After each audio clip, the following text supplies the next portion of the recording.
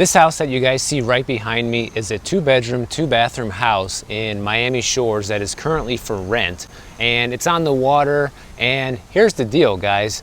They listed this house back on May 20th for rent for $10,000.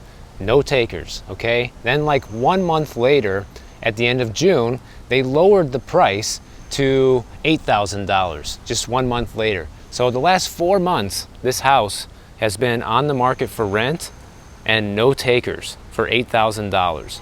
I always like starting the videos with things like this. I just happen to buy something and I see it, and this is a great way to really introduce this video because this is perfectly in line with what's going on out there right now. This whole trend of everybody getting away with murder and overpricing everything is done, okay?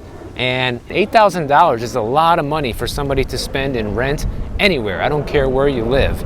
And for a little 2-bedroom house, just because it's on the canal, it's still a fortune, guys. So, and clearly no one's interested. And I never understood from a landlord's point of view, because I am a landlord and I would never keep one of my properties listed on the market for rent for 5 months without renting it. I mean, that is just insane. If that's not a clear warning sign that you're asking too much money, I don't know what is, but that's a joke. And I think if you have the place vacant more than 60 days, you're not doing something right, okay? You're not a good landlord. So even 60 days, that's not a great vacancy, okay? That's 2 months without income on the property. And these people don't think. They just put it for rent. They think, oh, the market's hot, you know, everybody will just take it. Well, clearly they're not, guys. So what are you waiting for? Why do you have it empty instead of just renting it to someone? Anyways, I put up a poll on my community tab over the weekend so you guys could vote. And the question was, are you still looking at buying a home right now at the end of 2022 when interest rates for the average borrower are well over 7% now? And here was your responses. 18% of you said yes, so only 18% of people are still looking, guys. 34% of you said no, but here's the kicker. The third option I had was, you have to be crazy to buy right now. 47% of you said that. So that is the overwhelming majority that people chose. Almost half of you think that you have to be nuts to buy a house right now, and I would pretty much agree. But I want to go into some of the reasons and the things that you guys said down in the comments below to kind of solidify the results of this poll. And by the way, thank you for everyone who took the poll, because 3,400 votes is, you know, a pretty substantial amount. And think about this, guys.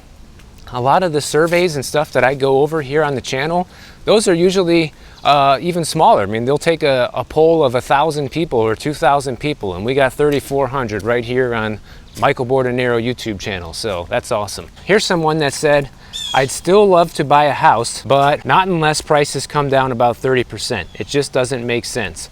I'm gonna try to be frugal and save in the meantime, and unless salaries go up a lot, prices need to come down. I feel exactly the same way. Another one said, Michael, I'm okay with 7% or higher interest rates, but not at these prices. Waiting to see if the price drops. I refuse to be house poor. And good for you for thinking that way, because that is the right way to be thinking right now. It just doesn't make sense to buy at these prices and these rates. And if all of your income is going towards your house payment each month, you're gonna be miserable, guys. That's pretty much a guarantee. Another person said, I'll buy if prices come down 25 to 30%, even if rates are high, and put a large down payment. Again, that is practical thinking. This is how everyone needs to be thinking right now. You need to be looking for the prices to come down into the range that you're comfortable being at with these interest rates. Now here's somebody that said, I need to buy soon. I'm 41 and I want to start a family and I don't have time to wait. Rents are still higher in my area than mortgages, and we have 5 pets and very limited rental options. So it is very difficult to be someone in that situation right now, because you really are out of options when it comes to housing, especially when you have 5 pets and you want to start a family. And practical math will show you, okay, if it's still cheaper to buy in your area than it is to rent, then even in this insane situation, maybe it makes sense.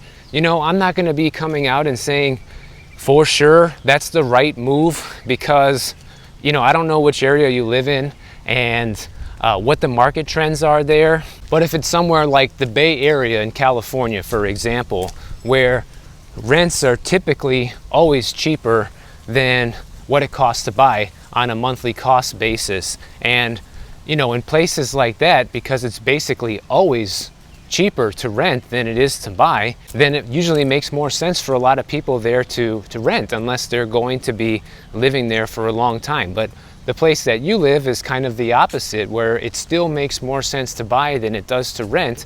And you know, if you know for sure you're going to hang on to that property for a long time, and you don't mind being underwater on your mortgage in the next few years, and maybe not having the possibility to refinance for at least a decade or longer, then maybe it's worth it. But only you can really determine that. It seems like the overwhelming majority of people who watch my channel and voted on this, they just think now's not the right time. Between 47% of you saying you're crazy and 34% just saying flat out no, that's basically 80% of the people that voted saying, you know, now is not the time. And this attitude and sentiment is reflected in the current housing market, with just how low we see the amount of closed sales that are happening out there, and just how low the mortgage applications are going right now. Now, we've talked about investing in real estate and retirement and things like that on the channel several times, and my long-term plan to become retired one day definitely includes acquiring more real estate over the years in the form of rental properties that pay an income each month to me. And I do want to continue with that, but really guys, right now I feel like is not the right time. Even if you're a cash buyer and you can bypass that the whole financing system, because you know the rates are just insane right now at these prices, you're still going to be overpaying for a piece of property. So my view right now is that it's really best to hang on, regardless of whether you're buying an investment property or you're looking for something to live in. And because the cost of all of this is insane right now, this brings me directly into today's video sponsor. Lear Capital is a gold and silver bullion company, and you guys know that I am a believer in gold and silver. I personally buy it myself and I invest in it every single year. In fact, I just bought some recently, and now is a great time to buy gold and silver for a lot of reasons, guys. Like we just talked about the housing market and how even if you want to buy for investment, you're still going to be overpaying. Well, getting into gold and silver right now is exactly the opposite, because the prices for gold and silver are actually way down. Everything is taking a hit right now. All asset classes are taking a hit, including gold and silver. So you might say then, well, Michael, then why should I buy it? Because when the price of something that is valuable goes low, that's the time to buy it. That's when the opportunity strikes, and that opportunity is right now, guys. So to me, this is the perfect time to partner up with a company like Lear Capital.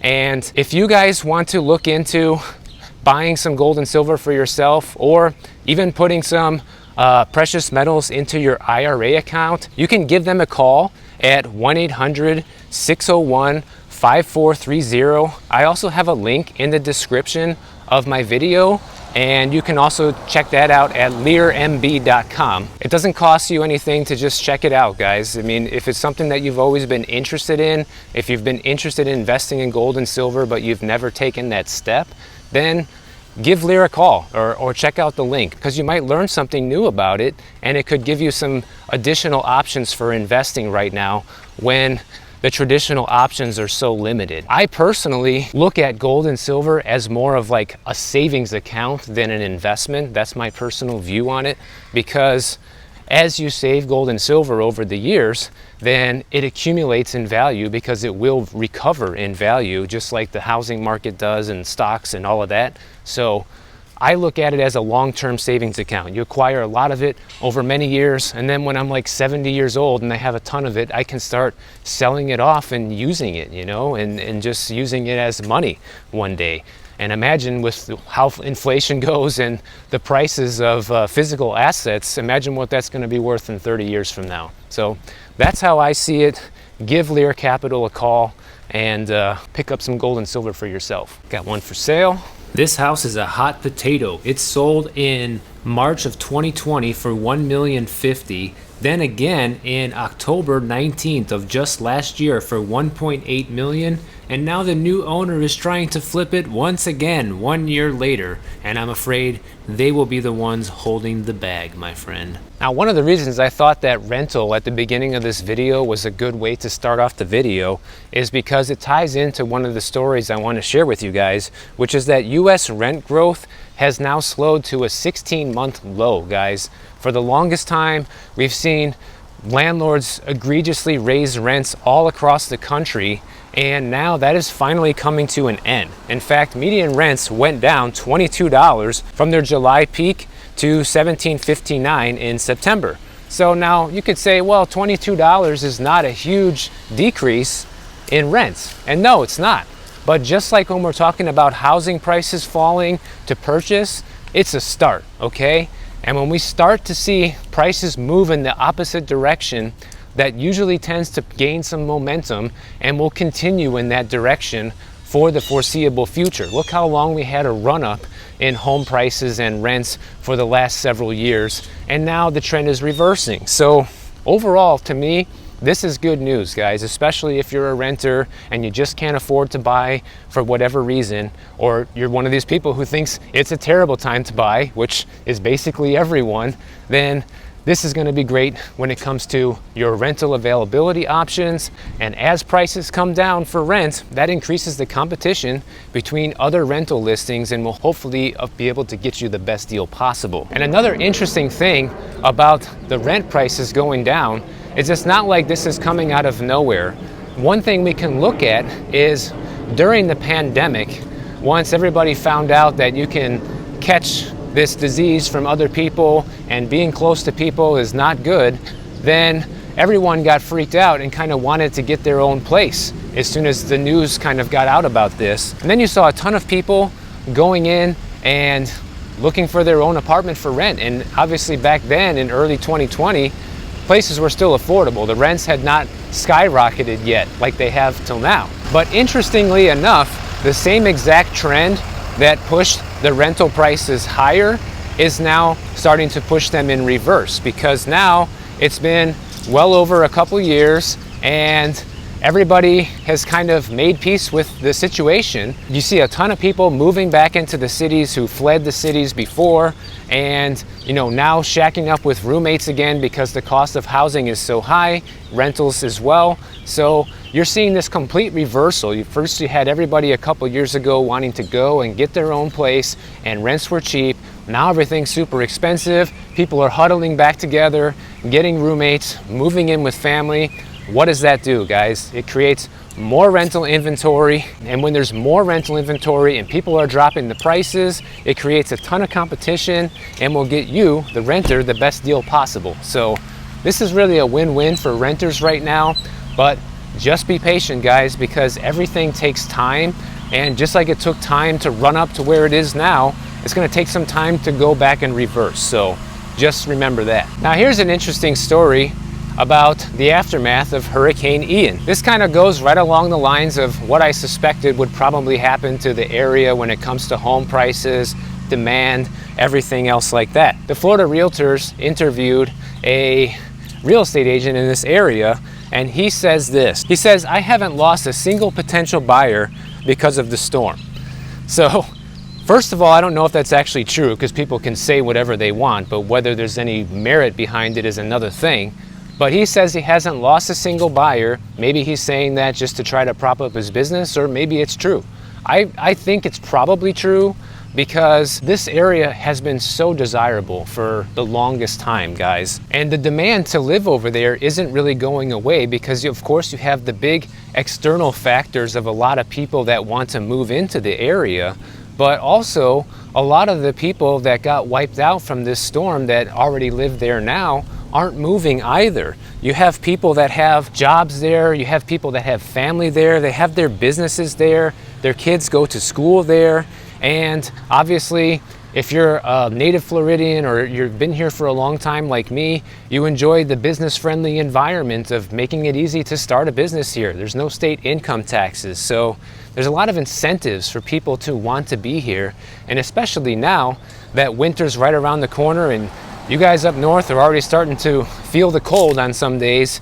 You know, more and more people start thinking about that warm sun and the beach. And the demand for the area seems to be still pretty strong according to this agent. And I told you guys I'm going to track what happens to prices over there and closed sales and all of this, and it hasn't even been a month since the storm, so it's pretty much impossible to see any kind of significant data on this just yet.